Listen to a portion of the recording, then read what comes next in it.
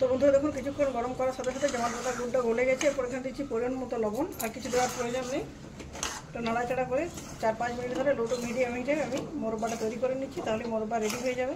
যখন দেখুন গুড়টা মাখা মাখা হয়ে এসেছে তখন নামিয়ে দেবো। অনেকে প্রিজারভেটিভের জন্য এখানে ভিনিগার দিয়ে থাকেন, শীতকালে এমনিতেই নষ্ট হয় কম জিনিস।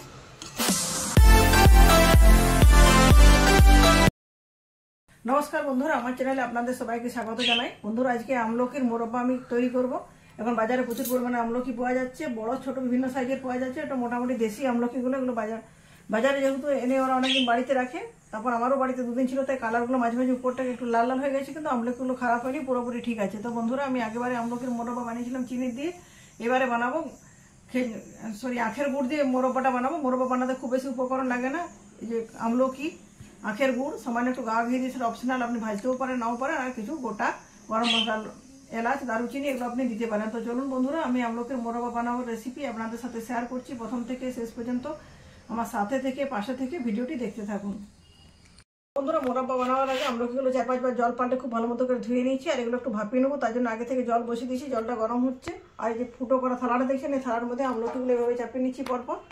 তারপর ভাপে আমলকিগুলো 4-5 মিনিট ধরে একটু সেদ্ধ হয়ে যাবে। তো বন্ধুরা দেখুন জলটা আগে থেকে বসে দিয়েছিল, কিরকম ফুটতে শুরু করেছে। ফুটন্ত জলের উপরে আমলকিগুলো দিয়ে দিচ্ছি, দিয়ে পরে ঢাকা দিয়ে দিচ্ছি 5 মিনিটের জন্য। ফিরে আসছি 5 মিনিট পর, সেই সময়ের মধ্যে এগুলো মোটামুটি সিদ্ধ হয়ে যাবে। তো দেখুন বন্ধুরা আমলকিগুলো 5 মিনিট ধরে ভাপিয়ে নিয়েছি। ভাপিয়ে নেওয়ার পর কালারটা পুরোপুরি চেঞ্জ হয়ে গেছে, আর যেটুকু বাষ্প আছে এটুকু কোনো ব্যাপার নেই, যখন ভাজবো সেটু শুকিয়ে যাবে। তো চলুন বন্ধুরা এগুলো একটু হালকা ঘি দিয়ে ফ্রাই করে নিই। এটা সম্পূর্ণ অপশনাল, আমার পছন্দ, এই জন্য আমি করছি। আপনি চাইলে নাও করতে পারেন। আর আমি গুড় দিয়ে বানাচ্ছি। প্রথমত আমলকিগুলো হজমের জন্য খুবই উপযোগী, আর প্রচণ্ড যদি ঠান্ডা লাগে আমলকি খেলেও তাতেও উপশম হয়। আর গুড়ের একটা গুণ হচ্ছে, গুড় শীতকালে আপনার শরীরকে গরম রাখে, গ্রীষ্মকালে ঠান্ডা রাখে। এই জন্য আমি শীতের সময় গুড় দিয়ে আমলকির মোরব্বাটা বানাচ্ছি। তো চলুন বন্ধুরা বানানো শুরু করি। বন্ধুরা যেহেতু ভাজবোর জন্য কড়াইতে দিয়ে দিচ্ছি 1 চামচের মতো গাওয়া ঘি, আর ঘিটাতে দিয়ে দিচ্ছি 4টে এলাচ। এলাচগুলো একটু মুখটা ফাটিয়ে নিচ্ছি যাতে ফ্লেভারটা খুব ভালো মতো ছড়িয়ে যায়। আর দিয়ে দিচ্ছি 4-5টা লবঙ্গ। এটা একটু ফ্রাই করে নিচ্ছি হালকা, যাতে যখন ফ্লেভারটা উঠবে তখনই ভাপিয়ে রাখা আমলকিগুলো এখানে দিয়ে দেবো। তো বন্ধুরা দেখুন ভাজতে ভাজতে খুব সুন্দর একটা ফ্লেভার উঠছে। এরপর আমলকিগুলো এখানে দিয়ে দিচ্ছি, দিয়ে করে 3 থেকে 4 মিনিট একটু নাড়াচাড়া করে নিচ্ছি।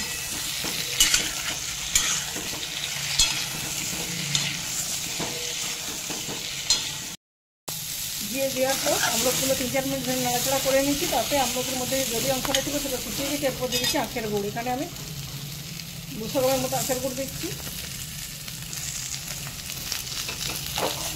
আপনার যদি গুড় পছন্দ না হয় সেক্ষেত্রে আপনি চিনি দিতে পারেন, কিন্তু যেহেতু খাওয়ার উপযোগী করে বানাচ্ছেন সেটাতে আখের গুড়টা দেওয়াই ভালো। চিনি আমাদের শরীরের পক্ষে অনেক ক্ষতি করে, তাও হয়তো আমরা চিনি খাই, খেতে বাধ্য হয়ে পড়েছি। হিসাবে আস্তে আস্তে গুড়টা গলিয়ে নিচ্ছি। গলিয়ে নিলে দেখবেন আমলকিগুলো আস্তে আস্তে মিশে যাচ্ছে গুড়ের সাথে। তো বন্ধুরা দেখুন কিছুক্ষণ গরম করার সাথে সাথে জামার পাতা গুড়টা গলে গেছে। এরপর এখানে দিচ্ছি পরিমাণ মতো লবণ, আর কিছু দেওয়ার প্রয়োজন নেই। তো নাড়াচাড়া করে 4-5 মিনিট ধরে লো টু মিডিয়াম হিটে আমি মোরব্বাটা তৈরি করে নিচ্ছি, তাহলে মোরব্বা রেডি হয়ে যাবে।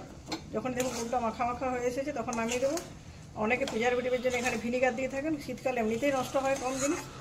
তারপর যদি মনে হয় যে নষ্ট হয়ে যাওয়ার ভয় আছে, সেক্ষেত্রে আমি ফ্রিজে রেখে দেবো, যেন ভিনিগারটা এখানে ব্যবহার করছি না।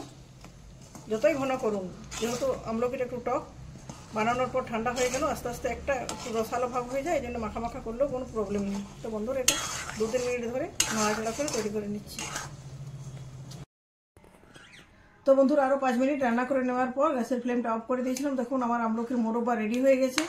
এটা এইভাবে এই কড়াইটাতে রাখবো, মানে অনেকটা স্টিলের পাত্রে ঢেলে 8 থেকে 10 ঘন্টা রেখে দেবো, যাতে খুব ভালো মতো গুড়টা আমলকির মধ্যে চলে যায়। তারপর যখন আমলকির মধ্যে গুড়টা চলে যাবে, এক্সট্রা যেটা আছে সেটা আমলকি থেকে বার করে দেবে, তখন গুড়ের এই আস্তরণটা একটা পাতলা হয়ে যাবে। তারপর আমি একটা এই যে কাঁচের জার দেখছেন, এয়ারটাইট কাঁচের জারে রেখে দেবো। তো বন্ধুরা আমার আমলকির মোরব্বা বানানোর রেসিপি আপনাদের কেমন লাগলো অবশ্যই কমেন্ট করে জানাতে ভুলবেন না। যদি ভালো লাগে অবশ্যই রেসিপিটা বাড়িতে একবার বানাবেন, কীরকম লাগলো কমেন্ট করে জানাবেন।